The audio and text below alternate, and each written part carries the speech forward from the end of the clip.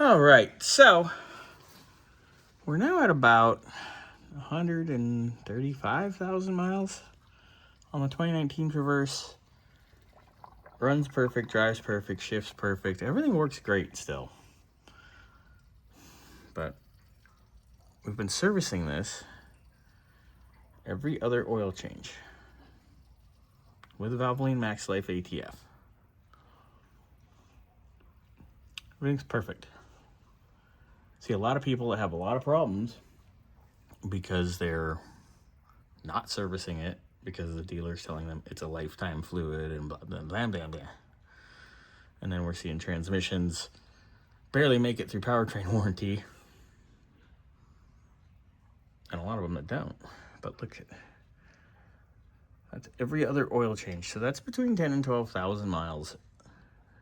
This gets drained. Drain it, we measure it, we put the same amount in. That's all we do. Super easy. Max-Life Multi-Vehicle ATF. It's full synthetic. It works in damn near everything. And everyone likes to talk shit on these videos about it, but you know what? It's working just fine. I wonder why. But look at how clean that is.